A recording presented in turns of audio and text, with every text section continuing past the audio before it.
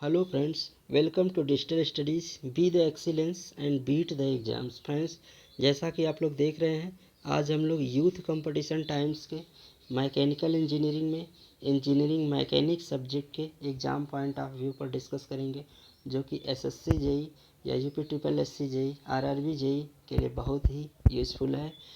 Friends, उसके साथ ही साथ जो भी स्टूडेंट प्रेजेंट टाइम में पॉलिटेक्निक कर रहे हैं उनके लिए तो और भी यूज़फुल है, क्योंकि इसमें देखिए लिखा हुआ है सीधा परीक्षा रिफ्रेशर। जो लोग स्टूडेंट अच्छे से स्टडी नहीं कर पाए हैं उनके लिए बहुत ही यूज़फुल होगा। फ्रेंड्स, जैसा कि पिछले वीडियो में कुछ फ्रेंड्स ने कमेंट किया था इस बुक के लिए, तो फ्रेंड्स मैं आप लोग को बताना चाहूँगा कि ये यूथ कंपटीशन की बुक बहुत ही अच्छी बुक है। किसी भी बुक सेंटर पर ये आसानी से उपलब्ध है, आप ले सकते हैं। या फ्रेंड्स, मैंने इस बुक का लिंक भी डिस्क्रिप्शन में दे दिया है। साथ ही साथ फ्रेंड्स, कुछ सब्जेक्ट ऐसे हैं जो सिविल और मैकेनिकल दोनों में मिलते हैं। मैंने उन सब्जेक्ट का भी अलग से पीडीएफ डिस्क्रिप्शन में दे दिया है। अगर आप लोग चाहें तो वहाँ से ले सकते हैं और अपनी स्टडी कर सकते हैं। फ्रेंड्स, चलिए बिना किसी देरी का वीडियो स्टार्ट करते हैं। फ्रेंड्स, वीडियो स्टार्ट करने से पहले हम आप लोगों को बताना चाहेंगे कि जो लोग नए हैं मेरे चैनल को सब्सक्राइब कर लें और फ्रेंड्स उसके बगल में बेल आइकन को भी क्लिक कर लें, ताकि लेटेस्ट वीडियो का नोटिफिकेशन आप तक पहुंचता रहे। तो चलिए वीडियो स्टार्ट। तो फ्रेंड्स, जैसा कि हम लोगों ने शुरू में ही देखा कि आज हम लोग मैकेनिक्स पढ़ेंगे। तो मैकेनिक्स देखते हैं। सबसे पहले मैकेनिक्स क्या होता है तो देखते हैं कि मैकेनिक्स क्या होता है। यह विज्ञान की वह शाखा है जिसके अंतर्गत बलों का व्यवहार तथा वस्तु पर उसके प्रभाव के विषय में अध्ययन किया जाता है। फ्रेंड्स, किसी भी वस्तु पर कितना बल लग रहा है, वो बल कितना प्रभाव डाल रहा है वस्तु पर, उसको हम लोग मैकेनिक्स से पढ़ेंगे। अब अगर वस्तु पर बल लगाया जा रहा है तो वस्तु कितने कंडीशन में हो सकता है, या तो वस्तु चलती रहेगी या वस्तु रुकी रहेगी। तो इसलिए यांत्रिकी को दो भागों में बांट दिया गया। इसकी दो शाखाएं हैं, स्थित विज्ञान और गति विज्ञान। स्थित विज्ञान मतलब वस्तु या तो रुकी रहेगी, गति विज्ञान मतलब वस्तु या तो चलती रहेगी। तो स्थित विज्ञान परिभाषा देख लेते हैं। इसके अंतर्गत विरामावस्था में वस्तुओं पर बलों के प्रभाव का अध्ययन किया जाता है। गति विज्ञान देखते हैं। इसके अंतर्गत बलों के प्रभाव में गतिमान वस्तुओं का अध्ययन किया जाता है। अब गति विज्ञान स्थित है तो बात खत्म हो जाती है उसी पर। लेकिन अगर चलती है, उस पर बल लगता है, तो उसमें भी दो कंडीशन होता है। या तो वस्तु अपने वेट के कारण खुद ही चल रही है, या तो उस पर कोई बल लगाया जा रहा है उसके बाद चल रही है। तो फ्रेंड्स, इसको भी हम लोग देखते हैं। गति विज्ञान भी तो फ्रेंड्स, गति विज्ञान भी दो प्रकार का होता है। पहला बल गति विज्ञान, दूसरा शुद्ध गति विज्ञान। तो बल गति विज्ञान हम लोग देखते हैं सबसे पहले कि बल गति विज्ञान क्या होता है। इसके अंतर्गत गति के साथ ही साथ बल तथा संहति पर भी विचार किया जाता है। मतलब किसी भी वस्तु गति में है ही है, उस पर भी बल लगाया जा रहा है, तो उसको हम लोग बल गति विज्ञान में पढ़ते हैं। बल गति विज्ञान में जब भी पढ़ेंगे तो गति के साथ साथ बल और उसके द्रव्यमान अर्थात संहति पर भी विचार किया जाता है। दूसरा शुद्ध गति विज्ञान। शुद्ध गति विज्ञान में क्या होता है कि इसके अंतर्गत वस्तुओं की केवल गति के विषय में ही अध्ययन किया जाता है, जबकि यह गति बलों के प्रभाव से उत्पन्न होता है, फिर भी वह बल या संहति पर विचार नहीं किया जाता। अर्थात शुद्ध गति विज्ञान में सिर्फ गति को पढ़ें, क्योंकि वस्तु अपने सेल्फ वेट के कारण चल रही है, उसमें बल नहीं लगाया जा रहा है, वो अपने बल और अपने द्रव्यमान से चल रहा है, इसलिए उस पर बल और द्रव्यमान को नहीं देखा जाएगा। शुद्ध गति विज्ञान में सिर्फ गति विज्ञान को देखा जाएगा, और बल गति विज्ञान में गति के साथ साथ बल और संहति अर्थात उसके द्रव्यमान को भी देखा जाएगा। आशा है मुझे यांत्रिकी आप लोगों को अब समझ में आ गया होगा। अब यांत्रिकी के कितने कंडीशंस हैं, अब उसको हम लोग देखते हैं हर टॉपिक को। पहला हम लोग पढ़ते हैं बल। बल क्या होता है देखते हैं। बल वह कोई भी क्रिया जो स्थिर या समान गति से चलती हुई वस्तु को की स्थिति में परिवर्तन करे या परिवर्तन करने का प्रयास करे, बल कहलाती है। इसका मात्रक न्यूटन होता है। अर्थात कोई वस्तु अगर रुकी हुई है तो उसको गति में कर दे, या गति में है तो उसे स्थिर कर दे, तो वो क्या कहलाता है, बल कहलाता है। बल का मात्रक न्यूटन होता है। अगला टॉपिक हम लोग पढ़ते हैं। अब फिर देखते हैं बल में भी कि बल कितने टाइप से लग सकता है। देखिए फ्रेंड्स, बल मुख्य रूप से टाइप तो कई हैं, लेकिन मुख्य रूप से सिर्फ 2 टाइप का बल लग सकता है। दोनों को हम लोग देख सकते हैं। कोई भी वस्तु है, या तो उसको हम खींच सकते हैं दोनों तरफ से, या उसे हम दबा सकते हैं। तो खींचेंगे अगर, तो वो तनाव बल होगा, और दोनों तरफ से अगर ये तनाव बल हो जाएगा, और दोनों तरफ से दबाएंगे, वो संपीड़न बल हो जाएगा। तो ये बल हुआ। अब संपीड़न और तनाव बल, इसमें भी कई और भी टाइप होते हैं। अक्षीय और अनुप्रस्थ बल होते हैं। अक्षीय बल होते हैं कि अक्ष के पैरेलल अगर उसे खींचा जा रहा है दोनों तरफ से, तो अक्षीय बल होंगे, और अगर अक्ष के लंबवत अगर दबाया जा रहा है, खींचा जा रहा है, तो वो अनुप्रस्थ बल होंगे। तो इस तरह से बल फ्रेंड्स। नेक्स्ट फ्रेंड्स, परिणामी बल। अब परिणामी बल कहाँ से आ गया? पर जैसा कि फ्रेंड्स हम लोग बल से ही जान रहे हैं कि बल लग रहा है। नेक्स्ट टॉपिक हम लोग फ्रेंड्स पढ़ेंगे परिणामी बल। परिणामी बल क्या होगा? जैसा कि फ्रेंड्स जान रहे हैं कि बल, अब बल कई टाइप से, कई बल लग सकता है किसी पर, तनाव, संपीड़न, सब बल लगेंगे। तो उसमें कुछ एक ऐसा बल होता है कि जो उस वस्तु को बैलेंस किया रहता है, संतुलन में बनाए रखता है, वही बल परिणामी बल होता है। तो हम लोग देखते हैं क्या कि यदि किसी पिंड पर एक से अधिक बल कार्य कर रहे हों, तो उन सभी बलों के प्रभाव के जोड़ के बराबर बलों को समझने के लिए बलों के 3 नियम दिए गए हैं। अर्थात किसी भी पिंड पर एक से अधिक बल दिए लग रहे हैं, तो उन बलों के जोड़ के बराबर एक बल ऐसा होता है जो वस्तु को संतुलन बनाए रखता है, वो परिणामी बल होता है। अब परिणामी बल को समझने के लिए 3 नियम दिए गए हैं। तीनों नियम को हम लोग देखते हैं। पहला हम लोग पढ़ेंगे बलों के समांतर चतुर्भुज का नियम। बलों के समांतर चतुर्भुज का नियम में हम लोग देखते हैं क्या है कि किसी कण पर कार्य करने वाले 2 संगामी बलों में यदि एक समांतर चतुर्भुज की कोणीय बिंदु से 2 आसन्न भुजाओं द्वारा मान तथा दिशा में व्यक्त किया जाए, तो उसका परिणामी मान तथा दिशा में इसी समांतर चतुर्भुज के उस कोणीय बिंदु द्वारा खींचे गए विकर्ण द्वारा व्यक्त होता है। तो फ्रेंड्स, जैसे कि परिभाषा से आप स्पष्ट कर, ये बहुत ही इंपॉर्टेंट है, लगभग ये हमेशा आता रहता है। तो हम लोग इसका एक्सप्लेन देखते हैं कि परिभाषा एक बार फिर से पढ़ लेते हैं कि किसी कण पर कार्य कर रहे 2 संगामी बलों को, किसी कण पर कार्य कर रहे 2 संगामी बलों को एक समांतर चतुर्भुज के कोणीय बिंदु से 2 आसन्न भुजाओं द्वारा मान तथा दिशा में व्यक्त किया जाए, तो उसका परिणामी मान तथा दिशा इसी समांतर चतुर्भुज के उस कोणीय बिंदु से खींचे गए विकर्ण द्वारा व्यक्त होता है। ये समांतर चतुर्भुज की कोणीय बिंदु हो गया। 2 बल मान तथा दिशा में व्यक्त किए गए, P, और एक P और दूसरा Q खींचे गए। तो इसका परिणामी क्या होगा? इसके विकर्ण के द्वारा उसी मान तथा दिशा में R होगा। तो फ्रेंड्स, इसका परिणामी बल कैसे निकालते हैं, हम लोग उसका एक्सप्लेनेशन देखते हैं। तो फ्रेंड्स, जैसा कि समांतर चतुर्भुज का नियम हम लोग देखते हैं, क्या होता है कि किसी कोणीय बिंदु के, देखिए, किसी कोणीय बिंदु के 2 समांतर भुजाओं द्वारा मान तथा दिशा में, मान लेते हैं ये बल P है, ये बल Q है, तो इसका परिणामी R है। तो R को हम लोग कैसे निकालते हैं, देखते हैं। देखिए फ्रेंड्स, इसको हम बढ़ाकर एक लंब डाल देंगे। तो ये देखते हैं, नाम रख देते हैं A, B, C और D। तो त्रिभुज ABC अगर देखें तो एक त्रिभुज बनाता है, और ये समकोण त्रिभुज बनाता है। अगर समकोण त्रिभुज बनाता है तो इसमें पाइथागोरस प्रमेय लगा सकते हैं। ये लंब हो जाएगा, ये कर्ण हो जाएगा, और ये आधार हो जाएगा। लंब देखते हैं, ये थीटा बना रहा है, तो यहाँ भी थीटा बनाएगा। अब ये अगर थीटा बना रहा है तो ऊपर वाला ये क्यू साइन थीटा हो जाता है, और नीचे ये जो आधार है ये क्यू कॉस थीटा हो जाता है।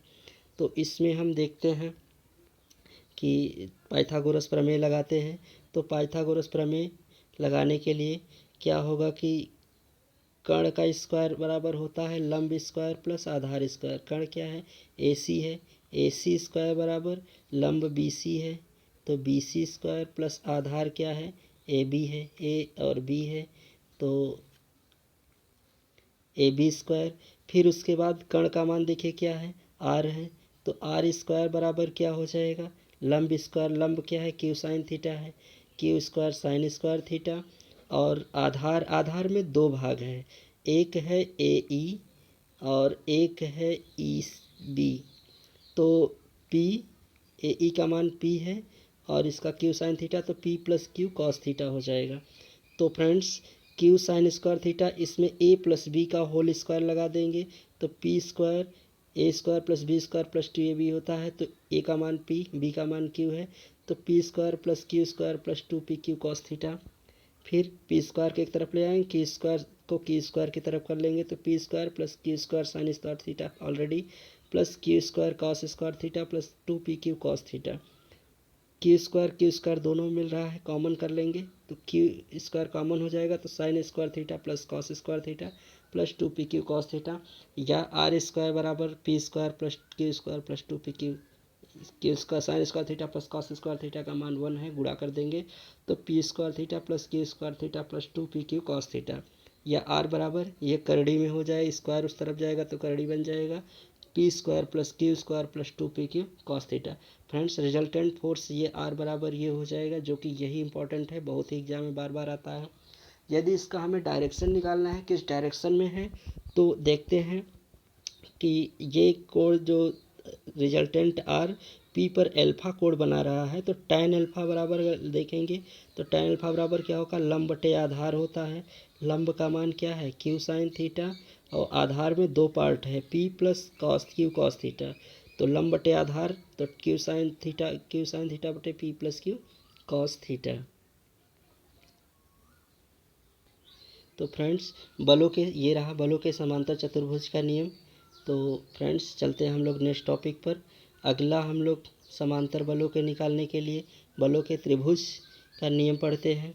इसका देखते हैं क्या होता है कि किसी त्रिभुज पर कार्य कर रहे तीन बलों को परिणाम तथा दिशा में एक त्रिभुज की क्रमानुसार तीन भुजाओं द्वारा निरूपित किया जा सके तो ये बल साम्यावस्था में होंगे। अर्थात अगर कोई त्रिभुज है उसके तीनों बल अगर एक ही दिशा में हैं तो वो क्या होंगे, साम्यावस्था में होंगे।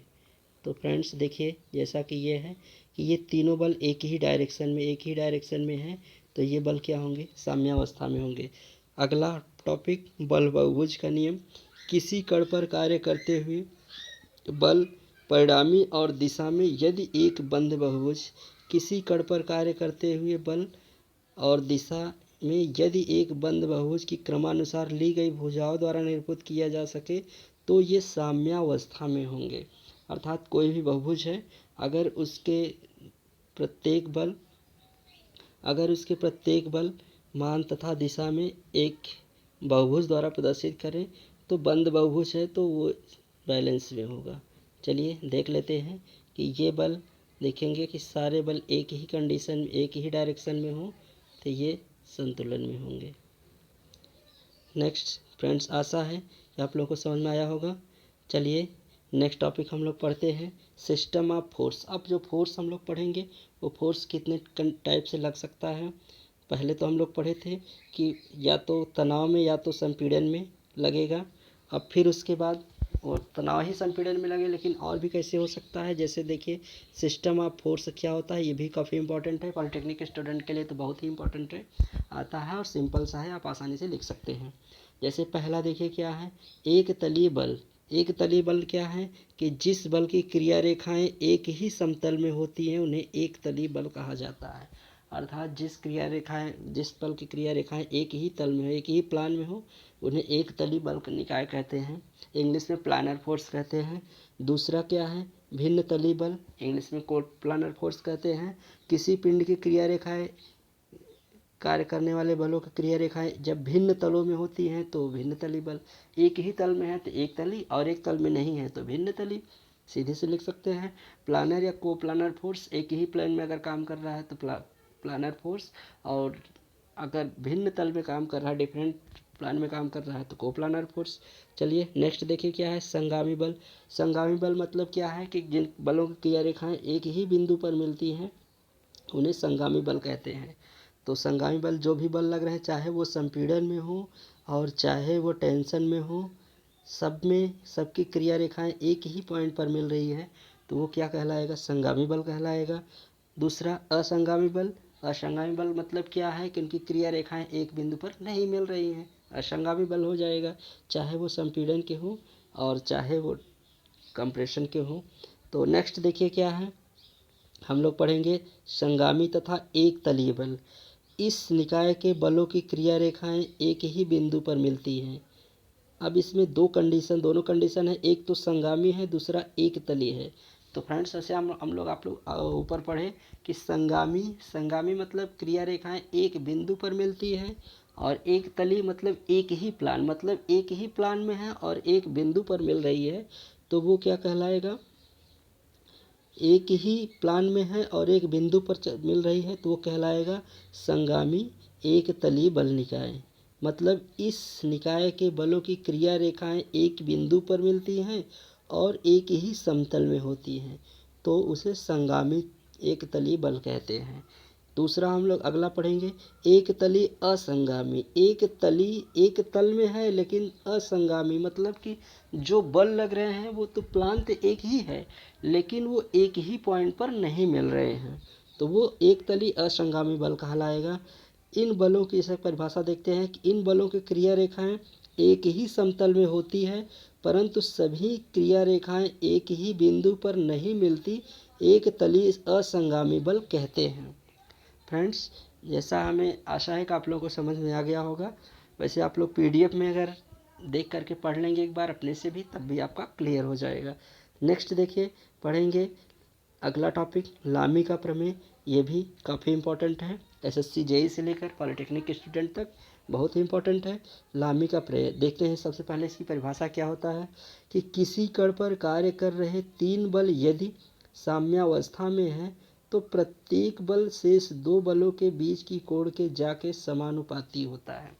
अर्थात किसी बिंदु पर एक ही संगामी बल कहा जा रहा है और साम्यावस्था में है, तो एक ही पॉइंट पर अगर तीन बल काम कर रहे हैं तो इनके बलों की किन्हीं दो बलों के देखिए क्या दिया है कि जाके समान, मतलब P बटे साइन अल्फा, Q बटे साइन बीटा, R बटे साइन गामा बराबर होंगे।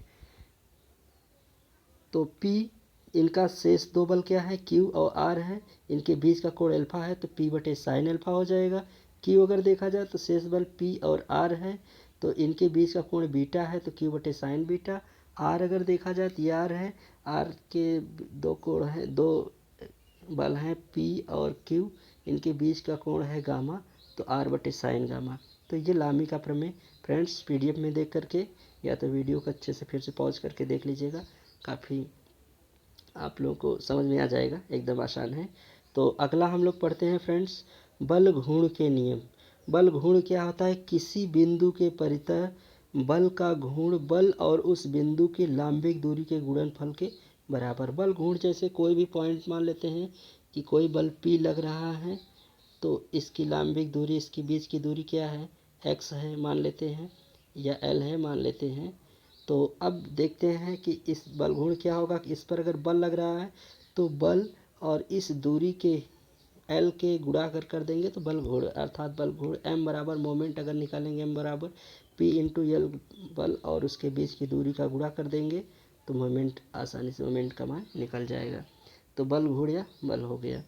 नेक्स्ट टॉपिक हम लोग फ्रेंड्स पढ़ते हैं, जैसा कि समझाया गया है कि बल P लग रहा है तो P और इसके बीच की दूरी L है, P इंटू L। इसका मात्रक, अब बल का मात्रक न्यूटन होता है, दूरी का मात्रक मीटर, तो इसका मात्रक क्या होगा, न्यूटन मीटर। अगला हम लोग टॉपिक पढ़ते हैं वरिग्नान का प्रमेय। वरिग्नान का प्रमेय देखते हैं ये क्या होता है। इस प्रमेय के अनुसार दो समतलीय बलों के उनके तल में एक किसी बिंदु पर घूर्णों का बीजगणितीय योग उस परिणामी के उसी बिंदु पर घूर्ण के बराबर होता है। अब ये वरिग्नान प्रमेय बनाया क्यों गया है, हम लोग देख लेते हैं कि कोई बल है, मान लेते हैं कोई वस्तु है, कोई पिंड है, इस पे कई बल काम कर रहे हैं और प्रत्येक एंगल में है, कई एंगल में कई बल काम कर रहे हैं ऊपर नीचे।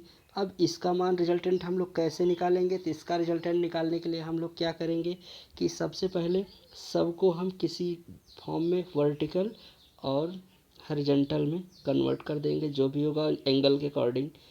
एंगल के अकॉर्डिंग वर्टिकल और हॉरिजॉन्टल में कन्वर्ट कर देंगे। उसके बाद सिग्मा वी निकाल लेंगे। सिग्मा वी मतलब वर्टिकल जितने बल लग रहे हैं उनका जोड़ निकाल लेंगे। सिग्मा एच हॉरिजॉन्टल में जितने बल लग रहे हैं, क्षैतिज में जितने बल लग रहे हैं उनका पूरे का योग निकाल लेंगे।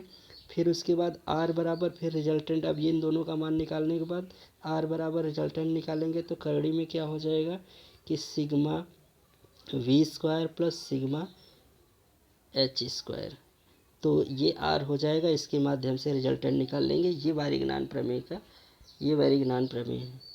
चलिए नेक्स्ट टॉपिक हम लोग पढ़ते हैं फ्रेंड्स, बारीगनान प्रमेय। फिर नेक्स्ट टॉपिक हम लोग पढ़ते हैं बल घूर्ण। बल घूर्ण हो गया, बल तथा बल की दिशा में विस्थापन जो भी है गुणा कर दिए। फिर नेक्स्ट हम लोग पढ़ेंगे बल युग्म। बल युग्म क्या होता है फ्रेंड्स, देखते हैं कि दो विपरीत दिशाओं में एक समान परिणाम तथा समांतर बलों के ऐसे जोड़े को जिनकी क्रिया रेखाएं एक ही रेखा पर नहीं होती बल युग्म कहलाता है। अर्थात इनकी क्रिया रेखाएं देखिए एक ही रेखा में नहीं होंगी। ये बल इस तरफ लग रहा है तो ये बल, लेकिन दोनों बल क्या है, ये समान होने चाहिए। अगर ये P है तो ये भी P ही होना चाहिए। ये 10 न्यूटन है तो ये भी 10 ही न्यूटन होना चाहिए। तो इसका मान निकालने के लिए, बल युग्म का मान निकालने, जैसे हम लोग बॉटल के ढक्कन को खोलते हैं तो दोनों तरफ से बॉटल का ढक्कन हो गया तो एक बल इस तरफ से लगाएंगे और एक बल इस तरफ से लगाएंगे तो ये क्या होगा, बल युग्म होगा। इसका मान निकालने के लिए जो बल लग रहा है P, इसके बीच की दूरी x है, इन दोनों का अगर आपस में गुणा कर देंगे तो बल युग्म हो जाएगा। अर्थात बल युग्म का आघूर्ण P इंटू एक्स। इसका भी अगर मात्रक देखें, इसका भी मात्रक न्यूटन मीटर, क्योंकि बल का मात्रक न्यूटन, दूरी का मात्रक मीटर होता है। तो फ्रेंड्स इस तरह से बल युग्म, हमें आशा है कि आप लोगों को समझ में आया होगा। फ्रेंड्स बस आज यहीं तक। अगर वीडियो थोड़ा अच्छा लगा हो तो प्लीज़ वीडियो को एक लाइक कर दीजिएगा, अपने फ्रेंडों में शेयर कर दीजिएगा। और फ्रेंड्स जहाँ तक मुझे आशा है आप लोग अगर PDF ले लेंगे या बुक लेकर के अगर पढ़ाई कर लेंगे अच्छे से तो आप लोगों का सारी चीज़ें क्लियर हो जाएंगी अच्छे से और आप आसानी से एग्ज़ाम निकाल सकते हैं। फ्रेंड्स जो भी इशू होगा फ्रेंड्स कमेंट्स में ज़रूर करिएगा, हम आप लोगों का वेट करेंगे जो भी होगा। तब तक के लिए थैंक यू, बाय बाय।